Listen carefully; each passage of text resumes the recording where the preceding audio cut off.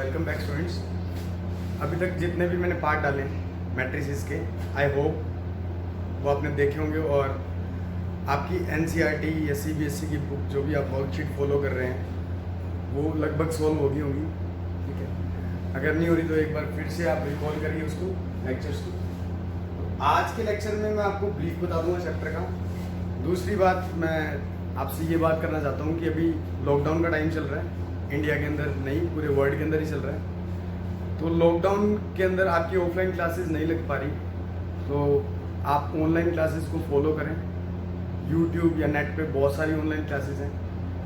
इस चैनल की क्लासेस का ये फ़ायदा है कि मैं आपको सॉल्यूशन के ऊपर फोकस नहीं कर रहा। मेरे लेक्चर्स के अंदर मैं सॉल्यूशन को बिल्कुल डिस्कस नहीं कर रहा। आपकी बुक के अंदर जो क्वेश्चन है वो आप लोग सोल्व करें। मैं आपको कॉन्सेप्चुअली तैयार करने की कोशिश कर रहा हूँ कि आपके कॉन्सेप्ट स्ट्रॉन्ग हो जाएं ताकि आप क्वेश्चन खुद सोल्व करें। फिर भी अगर आपको कोई प्रॉब्लम आ रही है किसी क्वेश्चन में तो you can ask me in the comment box.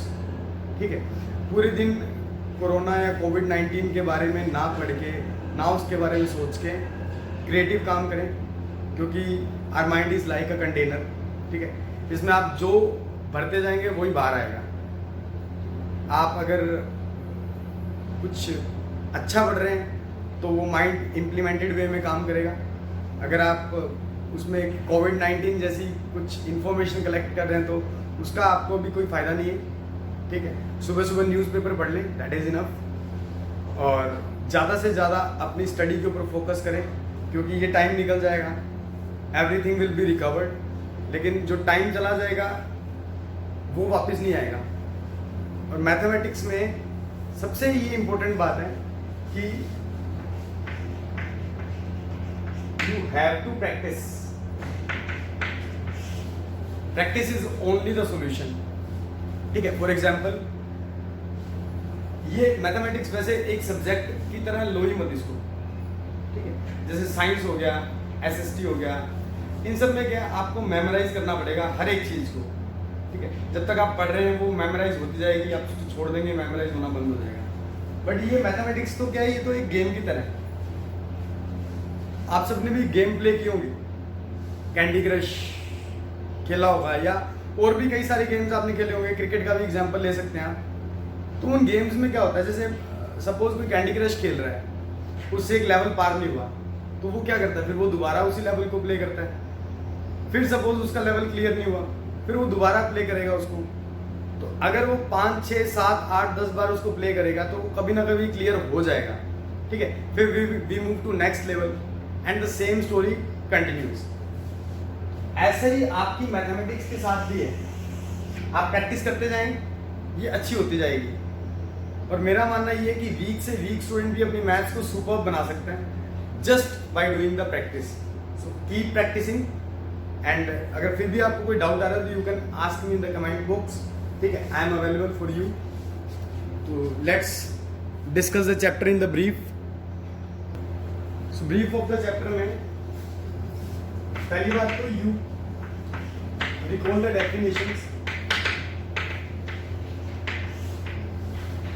Definition में जो मैंने टाइप्स ऑफ मैट्रिसेस बताए थे, मैट्रिसेस की डेफिनेशन बताई थी, वो आपको पता होनी चाहिए। दूसरी बात, इक्वल,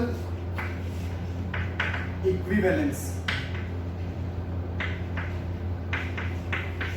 इन दोनों मैट्रिसेस में डिफरेंस आपको पता होना चाहिए। इक्वल मैट्रिक्स क्या होती है, जिनका ऑर्डर भी सेम हो और जिनके कॉरस्पॉन्डिंग एलिमेंट्स भी सेम हो।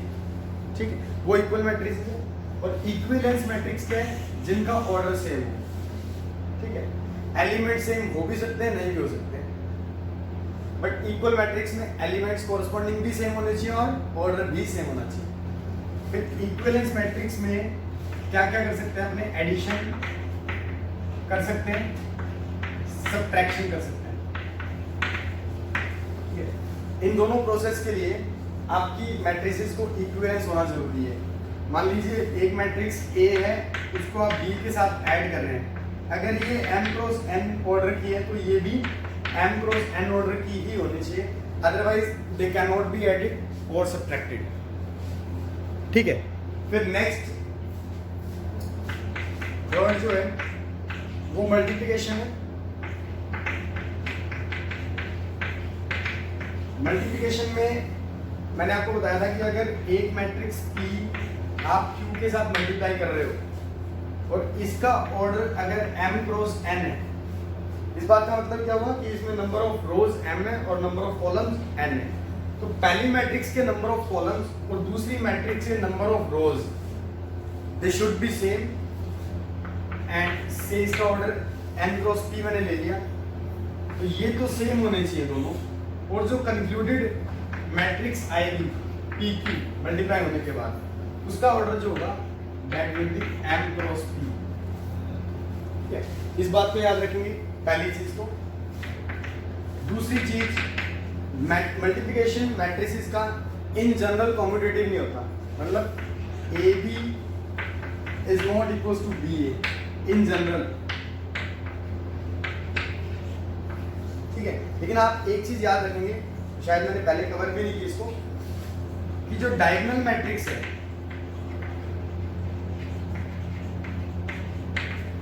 डायगोनल मैट्रिक्स में बताया था जिसके डायगोनल पे एलिमेंट्स एग्जिस्ट करेंगे, अदर एलिमेंट जीरो होंगे, पहली बात वो स्क्वायर मैट्रिक्स होंगे, वो उसका जो मल्टीप्लिकेशन है दैट विल बी कॉम्यूटेटिव। मान लीजिए कोई ए मैट्रिक्स है, उसको आप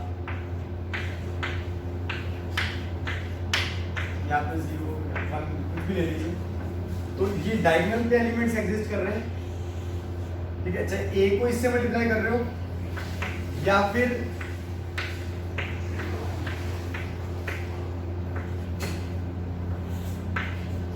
this both will be same. तो इसको आप बिल्कुल ध्यान रखिएगा कि मैट्रिक्स का मल्टीप्लिकेशन वैसे तो कॉम्यूटेटिव नहीं होता, but in case of diagonal matrix it will be commutative. ठीक है, मोस्ट इंपॉर्टेंट है इसकी, जब आप एलिमेंट्री ट्रांसफॉर्मेशन लगाते हैं,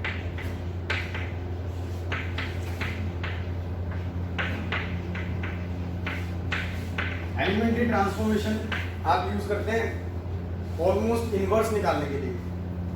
तो आप अगर रो ट्रांसफॉर्मेशन लगा रहे हैं तो वो पूरे क्वेश्चन में रो ट्रांसफॉर्मेशन ही लगाइएगा, उसमें कॉलम मिक्स मत कीजिएगा। और अगर आप कॉलम ट्रांसफॉर्मेशन लगा रहे हैं तो वो पूरा का पूरा क्वेश्चन कॉलम ट्रांसफॉर्मेशन से ही सॉल्व होगा। और one thing I would like to recall again कि अगर ए बी दोनों स्क्वायर मैट्रिक्स हैं और उनका मल्टीप्लिकेशन सेम ऑर्डर की, ऑब्वियसली अगर ये 2/2 का है तो ये भी 2/2 का ही होगा और सी भी आपको 2/2 का ही मिलेगा। ठीक है, इसमें अगर आपको रो ट्रांसफॉर्मेशन लगाना है तो चेंजेस फर्स्ट वाली में और सी वाली में करेंगे। ठीक है, पहली बात। और अगेन अगर ए बी इक्वल टू सी आपका आ रहा है तो कॉलम ट्रांसफॉर्मेशन में जो बाद वाली मैट्रिक्स है, मतलब पहली नहीं बाद वाली पोस्ट मैट्रिक्स, उसमें जो चेंजेस करेंगे that changes would be made in the C matrix. तो please consider that also. Everyone, student of Gurmesh sir this side. So, do you all like the videos? I think the josh of the videos are next level. Gurmesh sir is a really very hard-working teacher and giving his 120% so that you guys can save and utilize your lockdown period. His way of teaching and unique concepts are gonna boost you up. According to Gurmesh sir, mathematics को subject की तरह मत पढ़ो, उसे एक game की तरह खेलो। तुम उसे जितना ज़्यादा खेलोगे तुम उतने अच्छे प्लेयर बनोगे। Frankly speaking, I was not good at mathematics till 7th standard, and when I was in 8th standard, I met Gurmesh sir and my life got a shine. Even his YouTube videos are really very unique with lot of motivation and energy. उनकी YouTube videos देखने के बाद now I can say that I am good at mathematics, and he is the one who changed my point of view towards mathematics. So thank you sir for being a life booster and a life changer. Thank you. Hello everyone, my name is Akash Chitra and by the grace of God I have got promoted to class 12. But the problem was lockdown, due to which offline study is not possible. Then I came to know about the beautiful initiative of Gurmesh sir. I have joined his YouTube channel that is Playing with Mathematics, and from last 2 weeks I am watching his videos. I found his videos are highly conceptual, interesting and focused. Moreover, the videos get uploaded regularly and he resolved all our queries through comment box. I have boosted my mathematics in this lockdown thanks to Gurmeet sir and his videos. Hi, my name is Gaurav and I have given my class 12th board exam this year. I am the student of Gurmeet sir from past 4 years. His teaching style is very unique and is really a blessing. His only focus is to let the student feel the depth of the subject, and this is what reflected from his videos too.